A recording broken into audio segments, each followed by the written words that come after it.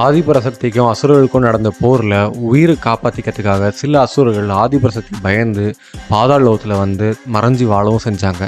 இப்படி மறைஞ்சி வாழ்ந்துட்டு இருந்த அசுரர்களுக்கு வந்து எப்போவுமே மனசில் இருந்த ஒரே கவலை என்ன அப்படின்னா, எப்படியாவது தேவலோகத்தை கைப்பற்றியே ஆகணும், நம்ம அநியாயமாக இப்படி வந்து தோல்வி அடைஞ்சிட்டோமே அப்படிங்கிற ஒரு கவலையோடையே அவங்க வாழ்ந்துட்டு இருந்தாங்க. அது மட்டும் இல்லாமல் அசுரர்களை வழி நடத்துறதுக்கு ஒரு சிறந்த தலைவனும் இல்லாமல் அவங்க ரொம்ப கஷ்டப்பட்டாங்க. இப்படி தலைமையிடம் இல்லாத அசுரர்கள் வந்து என்ன பண்ணுறது அப்படின்னு சொல்லி அவங்க காத்துட்டு இருந்தாங்க. அது மட்டும் இல்லாமல் சரியான நேரம் வரணும், சரியான தலைமை வரணும். அப்படி வந்துச்சு அப்படின்னா அசுரர்களுக்கும் தேவர்களுக்கும் ஒரு மிகப்பெரிய போரை உண்டாக்கி தேவலோகத்தை எப்படியாவது கைப்பற்றணும் அப்படின்னு சொல்லி அசுரர்கள் வெறியோட காத்துட்டு இருந்தாங்க.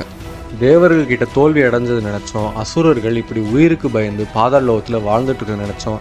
அவங்க வந்து ரொம்ப வருத்தப்பட்டுட்டு இருந்தாங்க. சரியான தலைவர் வந்தார் அப்படின்னா நம்ம தேவலோகத்தை எதிர்த்து போர் பண்ணி கண்டிப்பாக தேவலோகத்தை கைப்பற்றுவோம், தேவர்களுக்கு பதிலடி கொடுத்தே ஆகணும் அப்படின்னு சொல்லி அவங்க காத்துட்டு இருந்தாங்க.